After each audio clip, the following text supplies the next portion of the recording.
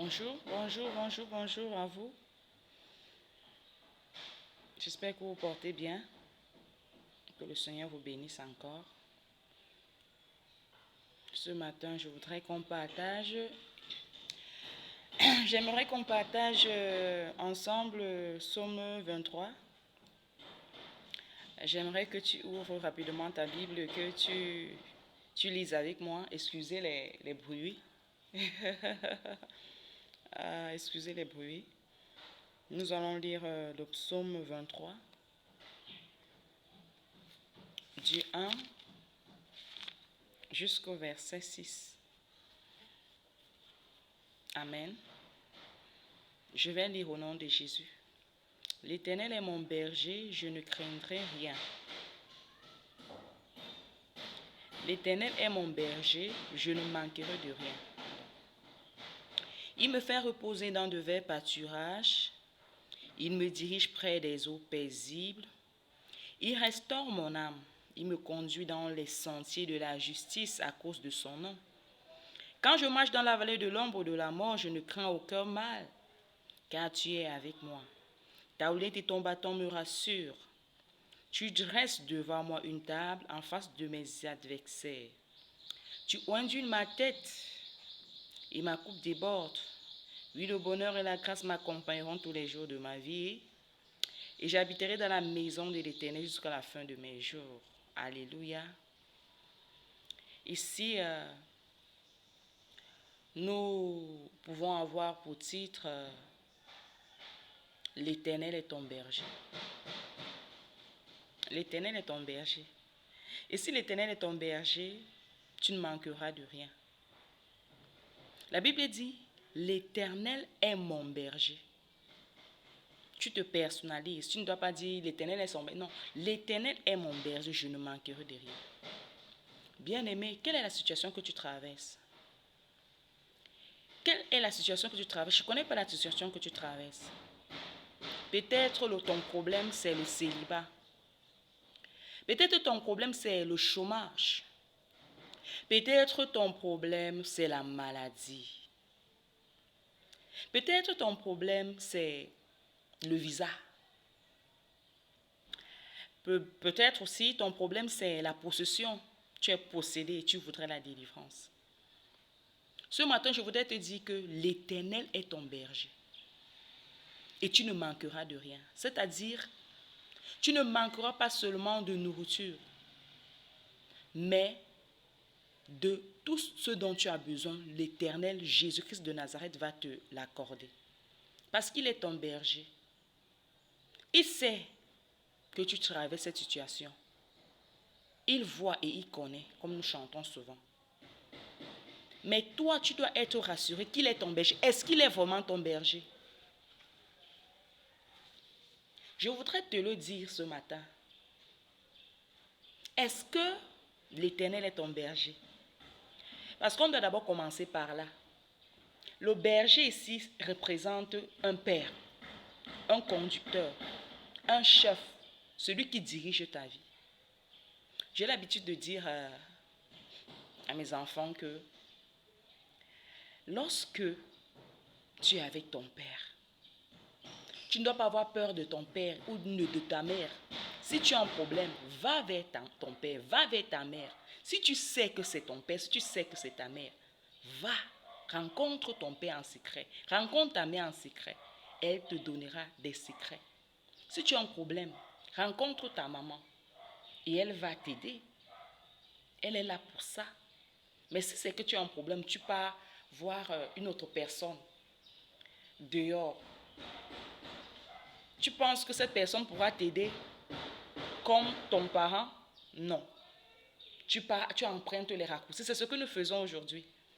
On laisse Jésus-Christ parce que Jésus-Christ est la lumière du monde. La Bible dit que Jésus dit, je suis la lumière du monde. Celui qui me suit ne marchera pas dans les ténèbres. Quand tu suis Jésus, tu ne marcheras pas dans les ténèbres. Les ténèbres, c'est quoi? C'est toute situation difficile que tu traverses. Les blocages, le célibat, le chômage, le célibat, les maladies. des blocages, les limitations, l'ignominie, la honte, la stagnation. Oui, toi qui me suis, je sais que tu traverses la stagnation, c'est-à-dire rien n'avance dans ta vie. Tout ce que tu fais échoue. Jésus-Christ est venu pour toi. Jésus de Nazareth est venu pour toi. L'Éternel est mon berger, je ne manquerai de rien. Est-ce que l'Éternel est ton berger? Parce que s'il n'est pas ton berger, il faut d'abord qu'on commence par là. Qu'il soit ton berger. Il faut qu'il soit ton berger. Pour qu'il puisse s'occuper de toi, il faut qu'il soit ton berger. Sauf si tu es un autre berger. Mais si tu voudrais que l'Éternel soit ton berger ce matin, je voudrais t'inviter à recevoir Jésus-Christ dans ta vie comme ton Seigneur et ton Sauveur. Que tu laisses Jésus entrer dans ta vie. Que tu lui donnes toutes les clés. Donne-lui toutes les clés. Parce que, comme je parle souvent à mes enfants, si tu dis, tu prends ton cœur comme une maison et tu aimerais inviter Jésus dans ta maison. Il y a d'aucuns qui disent que Jésus doit venir, mais il reste hors de la maison, c'est-à-dire hors du portail. D'autres, quand ils ont beaucoup fait, ils ouvrent le portail, ils disent, ok, reste là à la véranda. Jésus va rester à la véranda. D'autres, ils disent, ok, ils ouvrent la porte, ils disent que Jésus reste au salon. Or, Jésus est dans la chambre, la dernière chambre de la pièce. Mais, plusieurs disent, non. Jésus dit, ok, il faut que tu me donnes toutes les clés de la maison. Donne-moi toutes les clés de ta maison. Et si tu veux me rencontrer, je suis dans la chambre, la dernière chambre. Plusieurs restent hors du portail, d'autres sont déjà à l'intérieur du portail, mais ils n'entrent pas. D'autres sont à la véranda, d'autres sont dans la cuisine, d'autres sont au magasin, d'autres sont au salon. Mais il y en a ceux qui osent parce qu'ils veulent rencontrer Jésus, un peu comme Zachée. Je ne sais pas si tu connais l'histoire de Zachée qui était court de taille et qui cherchait à rencontrer Jésus. Il est monté sur un sycomore. Il a fait des efforts, malgré les moqueries. Un riche de son état, un homme riche, un homme imposant, influent, il décide de monter sur un sycomore, un arbre, devant tout le monde, parce qu'il voulait voir Jésus. Il ne connaissait pas Jésus, mais il savait dans son intérieur que lorsqu'il va rencontrer Jésus, sa vie va changer. Il a commencé à faire des efforts. Il voulait s'efforcer, mais des gens l'empêchaient parce qu'il était petit de taille. Il s'est efforcé. Et Jésus a vu ses efforts et Jésus est entré dans sa vie. Il a changé sa vie radicalement. Quand Jésus te dit, entre dans la chambre intérieure parce que viens me rencontrer, viens. Je ne veux pas te forcer, viens. Jésus dit, je suis le chemin, la vérité, la vie. Qui est le chemin, la vérité, la vie? C'est Jésus-Christ de Nazareth. Plusieurs empruntent les raccourcis, la voie de la religion, la voie des marabouts, la voie des. Mais Jésus-Christ de Nazareth est là. Il étend sa main d'amour parce qu'il est amour. Et il voudrait que tu le rencontres personnellement. Que tu le rencontres personnellement. C'est ce qu'il veut. Que tu le rencontres personnellement. Mais qu'est-ce qu'on fait aujourd'hui? On fuit. Parce qu'on veut vivre notre vie comme on veut. Comme on l'entend. On cherche les raccourcis. On cherche les raccourcis. On devient des religieux. Bien aimé, la religion ne sauve pas. Mais c'est Jésus-Christ de Nazareth qui sauve. C'est Jésus-Christ de Nazareth qui a le pouvoir de te délivrer du péché, de l'immoralité, de la masturbation, de la prostitution, du banditisme, de l'alcoolisme, de la cigarette, de la drogue. C'est Jésus. La religion ne peut pas. La religion est morte et elle est impuissante. L'Éternel est mon berger, je ne manquerai de rien. Si et seulement si l'Éternel est ton berger, tu ne manqueras de rien. C'est-à-dire, si tu as besoin de guérison, il t'accordera la guérison. Si tu as besoin de délivrance, il te donnera la délivrance. Si tu as besoin d'une percée financière dans ta vie, il va te donner.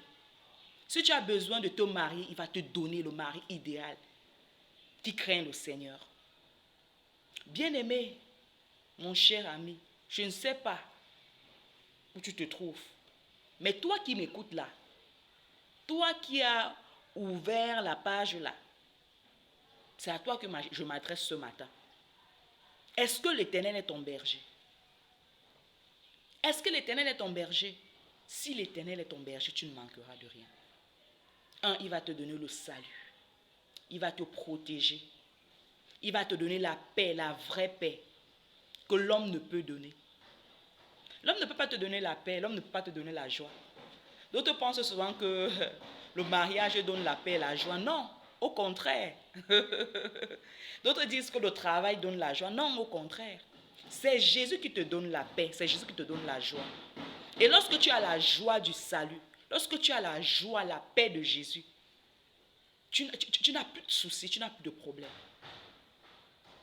Jésus-Christ porte ton fardeau. Si tu as un fardeau, tu le déposes au pied de la croix, au pied de Jésus. L'Éternel est mon berger, je ne manquerai de rien. Il me fait reposer dans de verts pâturages. S'il est ton berger, on peut continuer. Mais s'il n'est pas ton berger, je t'invite à faire de lui ton berger. À faire de Jésus-Christ de Nazareth ton sauveur personnel.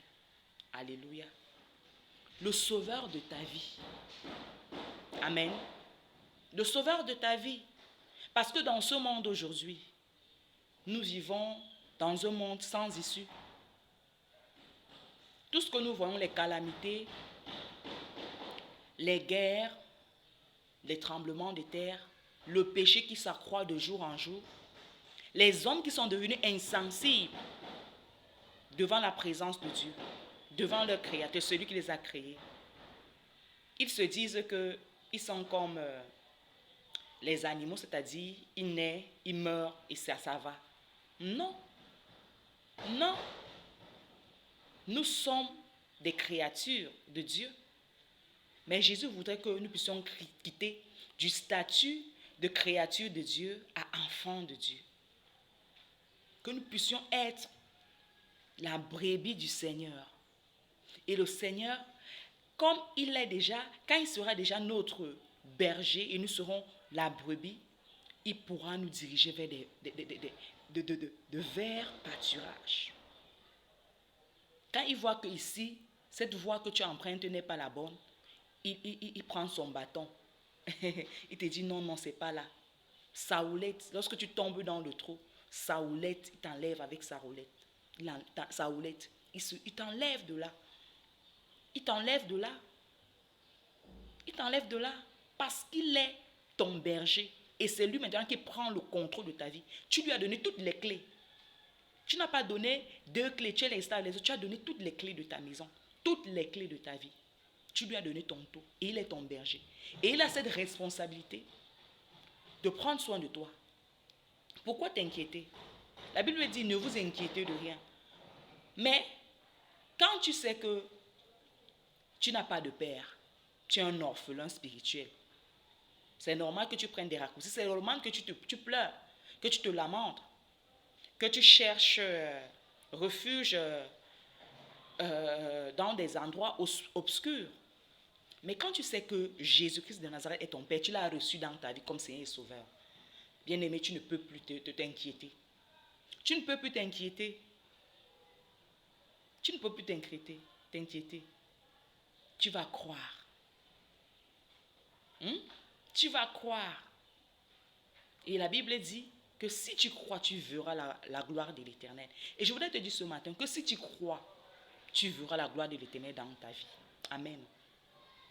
Le verset 3 nous dit, il restaure mon âme. Ça veut dire que lorsque j'ai des problèmes, lorsque j'ai des situations difficiles dans ma vie que je ne comprends pas, des incompréhensions, des défis, comme l'Éternel est mon berger, je lui confie ma vie, mes problèmes, mes soucis, il restaure mon âme. Il me donne de bons conseils. Il me dit, ma fille, ne t'inquiète pas, je suis avec toi.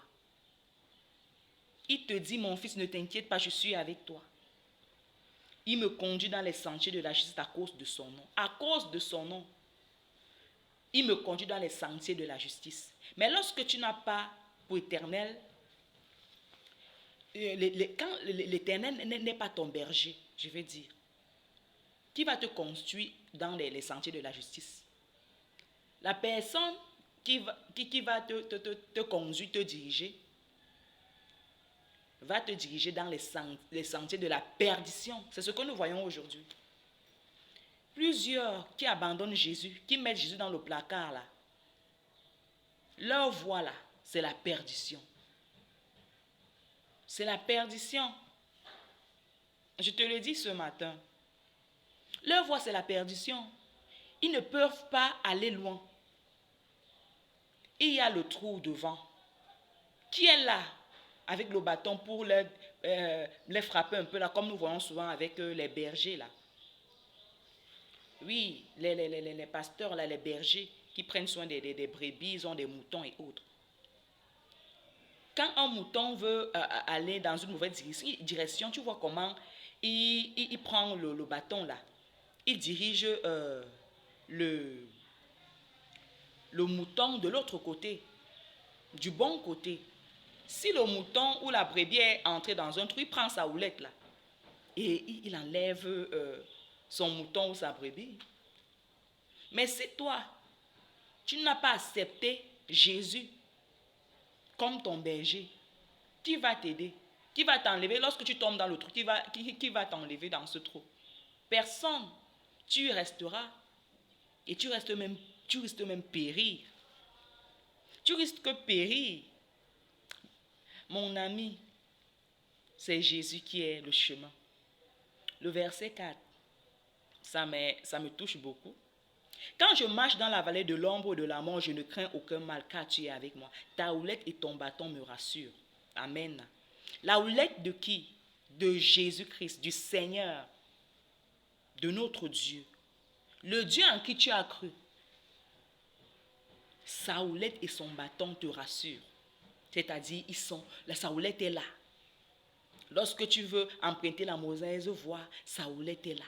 La houlette ici et le bâton représentent la parole de Dieu. Le bâton représente le Saint-Esprit qui est là pour te rappeler, le consolateur pour te rappeler que non, un enfant de Dieu ne vit pas comme ça, ne fait pas comme ça, ne rend pas le mal par le mal. Pardonne, laisse tomber, alléluia, laisse tomber, je m'en charge, à moi la vengeance, à moi la rétribution. Quand tu marches dans la vallée de l'ombre de la mort, tu ne crains aucun mal. La vallée de la mort, c'est la vallée des situations, des situations difficiles, des situations alarmantes que tu ne comprends pas. La vallée de la mort, la maladie, le chômage, le célibat,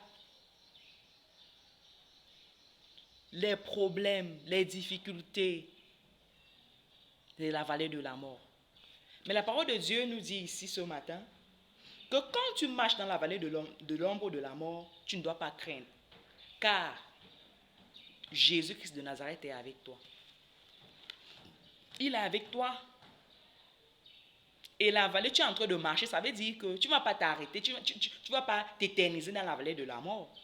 Tu es en train juste de passer, c'est la vallée de l'ombre de la mort. La vallée de l'ombre de la mort. Tu es en train de passer dans la vallée de l'ombre de la mort. L'ombre de la mort. Ce n'est pas la mort, mais la vallée de l'ombre de la mort. Tu vas passer, tu es en train de passer. Et le Seigneur, la situation que tu traverses présentement, le Seigneur est avec toi comme il est avec toi. Et tu es en train de traverser cette situation, il te dit qu'il est avec toi et il va te faire traverser.